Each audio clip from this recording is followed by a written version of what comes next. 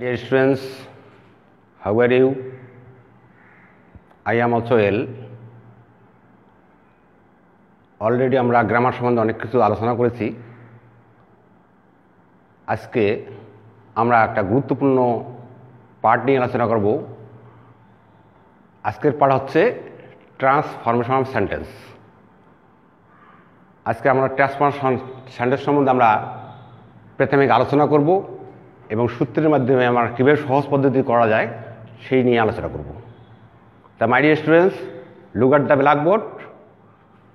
Today we discuss about transformation of sentences.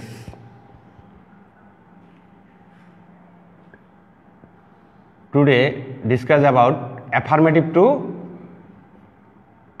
to negative. আমরা কিভাবে অ্যাফার্মেটিভকে সহজ পদ্ধতিতে কীভাবে নেগেটিভ করতে পারি সেটা নিয়ে আলোচনা করব।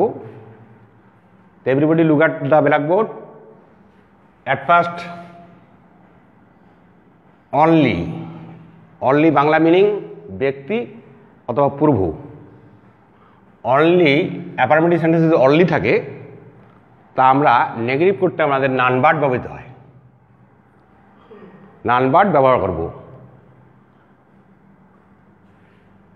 অ্যাফার্মেটিভ সেন্টেন্সে দেওয়া আছে only he can do this, only he can do this. এখানে আমাদের অ্যাফার্মেটিভ সেন্টেন্সে আমাদের অনলি আছে, এখানে আমরা নেগেটিভ করার সময় আমরা কি ব্যবহার করব? নান ভার্ব দিয়ে আর কোনো আমরা চেঞ্জেবল করব না। তাহলে আমাদের এখানে লিখতে পাচ্ছি আমরা অনলির স্থলে কী করবো? আমরা নান ভার্ব। তো এখানে নান ভার্ব নেগেটিভ করছি আমরা নান ভার্ব। আর বাকি যে সেন্টেন্সের বাকি অংশটুকু আছে সেটা আমরা হুবহু লিখে দেব। তাহলে কি হলো? Non verb he can do this.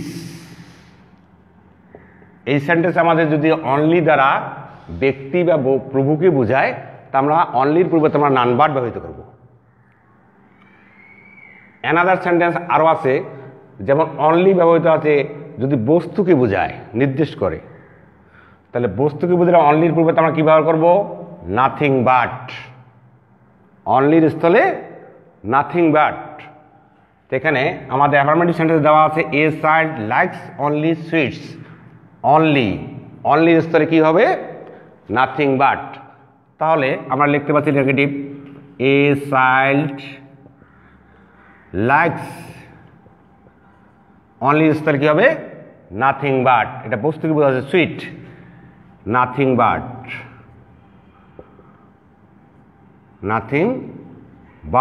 Sweets.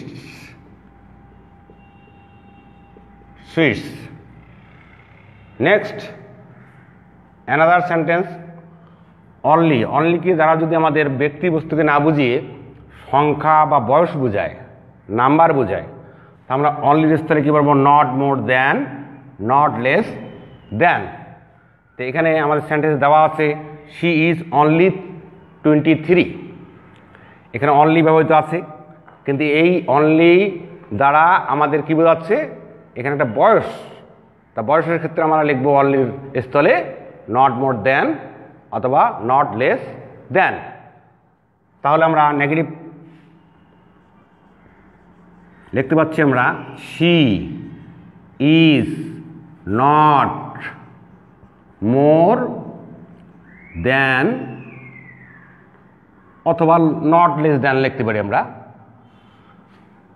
Than 23। Clear? I hope you are already understand the sentences. Next rule, must. Affirmative sentence যদি মাস্ট ব্যবহৃত হয়, মাস্টের পরিবর্তে আমরা কী ব্যবহার করতে পারবো? ক্যান নট বাট অথবা ক্যান নট হেল্প।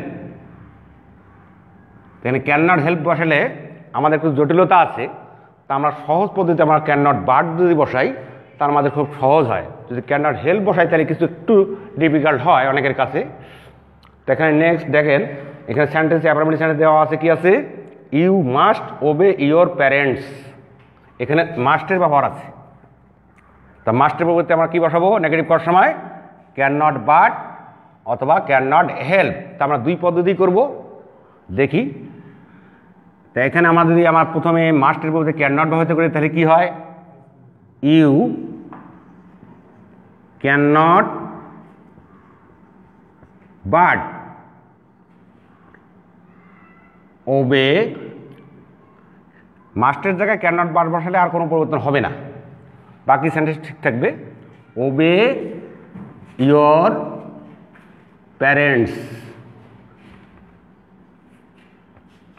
এটা হলো আমাদের মাস্টের বলতে আমরা ক্যান নট ব্যবহৃত করলাম।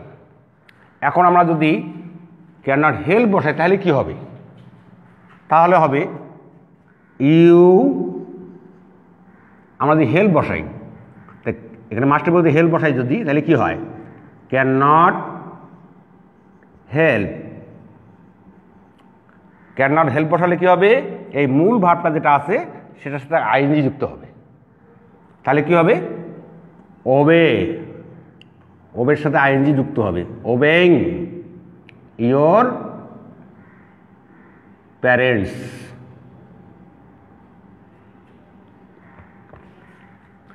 তাহলে আজকে আমরা অনলির ব্যবহার আমরা আলোচনা করলাম। তিনটা রুল। অনলি দ্বারা যদি ব্যক্তি বা বস্তুকে বোঝায় তাহলে আমরা নানবাট, বা অনলির জায়গায় যদি অ্যালন থাকে তাহলে নানবাট।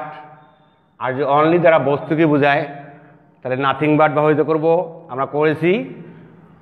অনলি দ্বারা যদি সংখ্যা বা বয়স বোঝায় তাহলে আমাদের অনলির স্থলে আমাদের নট মোর দ্যান বা নট লেস দ্যান ব্যবহৃত করব। অনেকে দ্যান লিখতে দিয়ে ভুল করে, দ্যানের জায়গা দেন দিয়ে দেয়, তাহলে অর্থের একটা ঘাটতি হয়ে যায়। তো এখানে আমাদের সকলে আমরা দ্যান কথাটা ভালো করে বুঝবো, THAN, এই দ্যান ব্যবহৃত করব। আমরা এক্সাম্পল দিয়েছি। নেক্সট মাস্টের ব্যবহার আমরা জানলাম। ক্যান নট বাট, মাস্টের বলতে ক্যান নট বাট অথবা can not help. Can not help বসালে একটু জটিলতা আছে, আর ক্যান নট বাট বসালে কিন্তু তেমন জটিলতা হয় না। যেমন আমরা দুইটা এক্সাম্পলে দিয়েছি।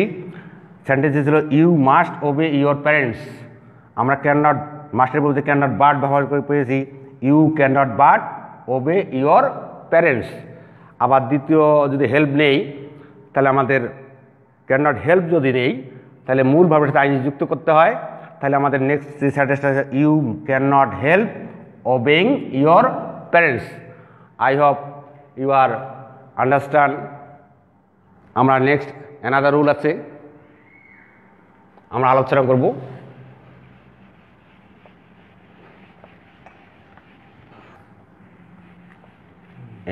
স্টপ করছেন স্যার? আচ্ছা, আমরা একটু স্যার একটু লিখে নিই, একটু লিখে নিই। মাস্ট,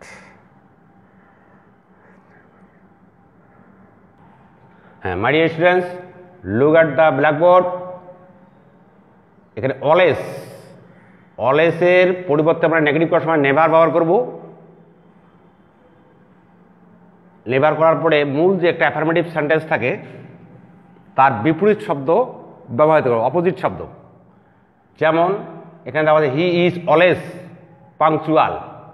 এখানে আমরা কি বলছি? অলওয়েজের পরিবর্তে আমরা নেভার, এখানে নেভার বসাবো। তাহলে কি হবে? এক্সাম্পল স্বরূপ হি ইজ নেভার,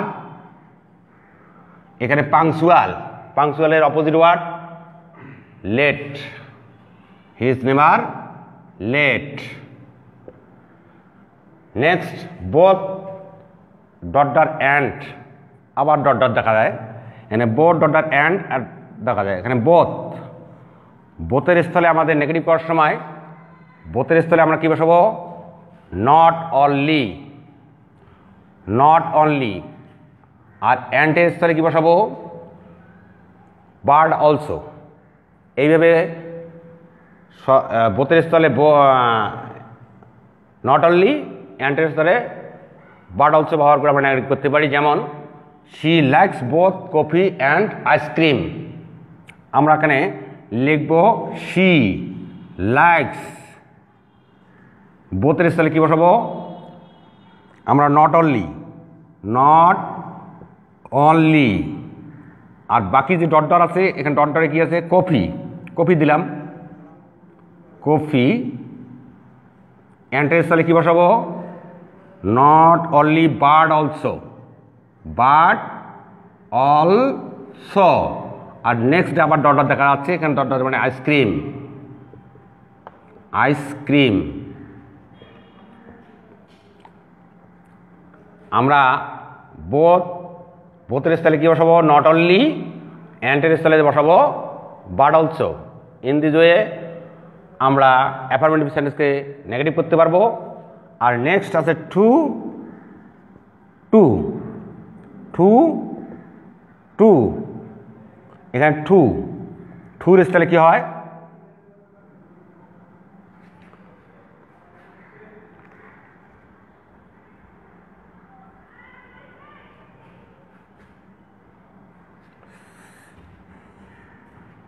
এখানে টুর স্থলে সো আর টুর স্থলে দ্যাট। এখানে আমরা কি বলবো he is too weak to walk, এখানে হি ইজ টুর স্থলে কি বসাবো স। আর ডট ডট আছে এখানে উইক, উইক আমরা দিলাম, আবার টু, টুর স্থলে কি হবে দ্যাট, দ্যাট। দ্যাট দেওয়ার পরে আমরা কি করবো নেক্সট ডট ডটে আছে একটা সেন্টেন্স তৈরি করতে হবে। তো সেন্টেন্সটি আমরা করব পূর্ববর্তী সেন্টেন্সটা যে টেন্সে থাকে সেই টেন্সের সাবজেক্টটা যদি প্রোনাউন হয় সরাসরি প্রোনাউন হবে, আর যদি নাউন হয়ে থাকে তার নাউনটার প্রোনাউন লিখতে হবে। এখানে হি প্রোনাউন দেওয়াই আছে, তো অতএব এখানে হি থাকবে। আর এখানে ক্যান অথবা কুটের ব্যবহার করতে হবে, ক্যান অথবা কুট। যদি ক্যান করব না কুট করব আমাদের লক্ষ্য করতে হবে এটা টেন্সটার উপর ভিত্তি করে। টেন্সটা দেখা যাচ্ছে আমাদের he is too weak to walk, এটা প্রেজেন্ট টেন্স, ফলে এখানে ক্যানের ব্যবহার হবে। আর যদি পাস্ট হতো তাহলে কুট ব্যবহার করতাম, তাহলে ক্যান নট, এখানে গো, ক্যান নট গো। তাহলে he is so weak that he can not go. এই my dear students, today not no more today. আজকে আমরা তোমাদের বাড়ির কাজের জন্য কিছু কাজ দিব, তোমরা বাসায় বসে ভালো করে ট্রাই করবা। তাহলে রাইট ডাউন ইউর খাতা home task.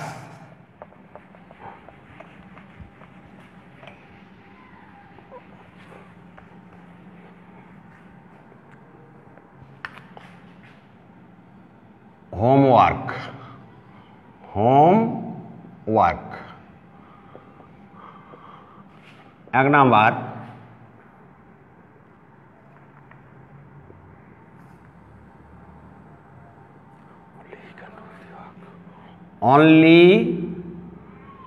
only can do the work, এটা নেগেটিভ করবা।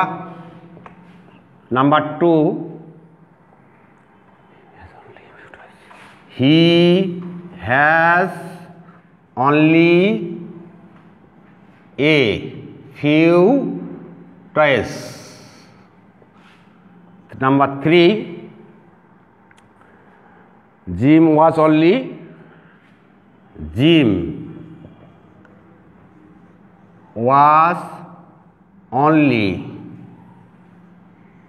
20. 4, you must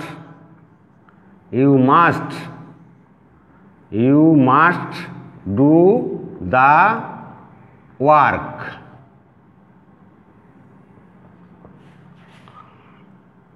5, he is too poor to buy a chain. My dear students, এগুলো আমাদের বাড়ির হোম ক্লাস থাকলো, তোমরা বাসায় বসে করবেন। এবং যে যেখানে থাকো করোনাকালীন সময়ে সবাই ভালো আছো। No more today, thank you very much.